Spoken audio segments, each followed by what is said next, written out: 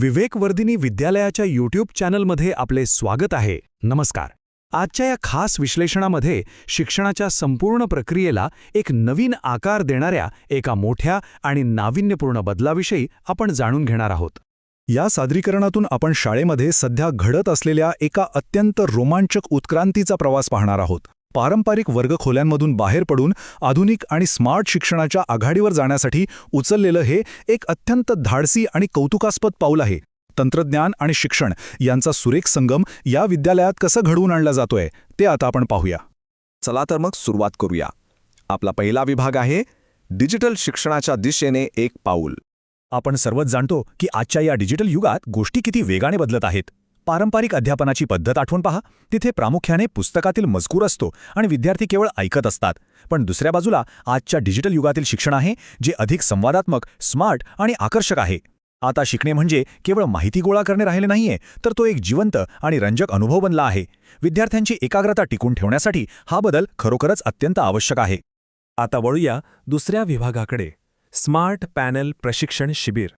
याच बदलत्या काळाची पावलं ओळखून श्री दादासाहेब सोमदळे शिक्षण प्रसारक मंडळ संचलित विवेकवर्धिनी विद्यालय व कनिष्ठ महाविद्यालयाने एक मोठं पाऊल उचललंय.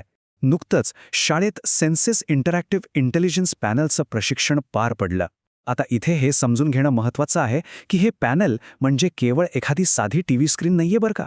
हे एक संपूर्ण आणि प्रगत डिजिटल शिक्षणाचं साधन आहे.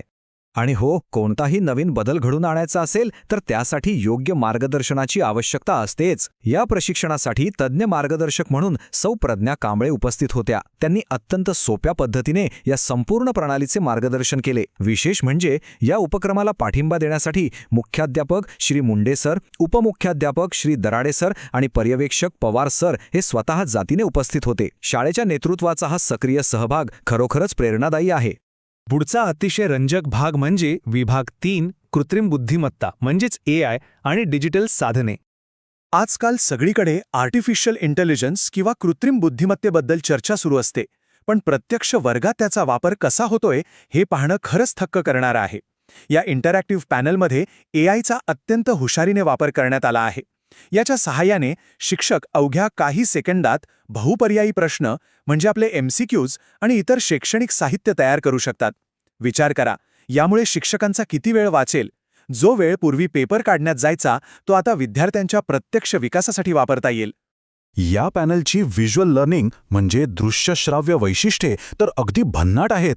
जिथे पारंपरिक पद्धतीत फक्त पुस्तकातली काळी पांढरी अक्षरे असतात, तिथे आता थेट 3D इमेजेस, ॲनिमेशन आणि व्हिडिओंचा वापर करता येतो. विज्ञानातील एखादी अवघड प्रक्रिया असो वा भूगोलाचा नकाशा, 3D ॲनिमेशनमुळे विद्यार्थ्यांची समज अधिक पक्की होते. यासोबतच PDF आणि डिजिटल पाठ्यपुस्तकांचाही थेट वापर या स्क्रीनवर करता येतो. याचं एक अगदी व्यावहारिक उदाहरण द्यायचं झालं तर गणितातील डिजिटल कंपासचा वापर. भूमिती शिकवताना फळ्यावर अचूक आकृत्या काढणं किती जिकिरीचं काम असतं हे आपण जाणतोच. पण आता या पॅनेलवर उपलब्ध असलेल्या डिजिटल कंपाससारख्या साधनांमुळे शिक्षक अतिशय अचूक आणि स्पष्ट दिसतील अशा आकृत्या सेकंदात काढू शकतात. अगदी गेम चेंजर म्हणावं असाच हा प्रकार आहे.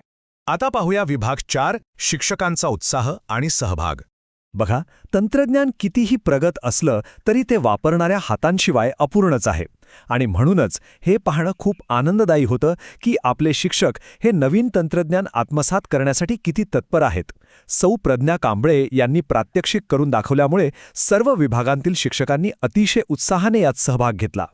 त्यांनी न लाजता विविध प्रश्न विचारले, शंका मांडल्या आणि जेव्हा शंकांचं असं समाधानकारक निरसन होतं तेव्हा साहजिकच वर्गात तंत्रज्ञान वापरण्याचा आत्मविश्वासही दुणावतो. आणि आता शेवटचा पण सर्वात महत्त्वाचा विभाग, भविष्यातील स्मार्ट शिक्षणाची दिशा. तर या सगळ्या तंत्रज्ञानाचे आणि प्रशिक्षणाचे अंतिम परिणाम काय आहेत हे अगदी स्पष्ट आहे. शिक्षकांचे काम आता अधिक सोपे, जलद आणि प्रभावी झाले आहे. पण यात सर्वात मोठा फायदा विद्यार्थ्यांचा आहे. त्यांना आता केवळ निष्क्रियपणे ऐकून शिकण्याची गरज नाही. ते आता पाहून, समजून आणि प्रत्यक्ष अनुभव घेऊन शिकणार आहेत. हे प्रशिक्षण म्हणजे डिजिटल आणि स्मार्ट शिक्षणाच्या दिशेने उचललेलं एक अतिशय सकारात्मक आणि ठाम पाऊल आहे. शेवटी आपण एक अत्यंत महत्त्वाच्या प्रश्नावर येऊन थांबतो. हे जे डिजिटल पाऊल उचललं गेलं आहे ते विद्यार्थ्यांच्या भविष्यातील शिक्षणाची व्याख्या कशी बदलेल? शाळेतच जेव्हा इतक्या प्रगत तंत्रज्ञानाची आणि AIची ओळख होते तेव्हा नक्कीच आपण उद्याच्या आधुनिक जगासाठी एक अधिक सक्षम आणि तयार पिढी घडवत असतो. आधुनिक उपक्रमांना मिळालेला हा उत्तम प्रतिसाद पाहता भविष्यातील स्मार्ट शिक्षणासाठी अशा प्रयत्नांची खरोखरच नितांत गरज आहे. हे सविस्तर विश्लेषण पाहिल्याबद्दल मनपूर्वक धन्यवाद.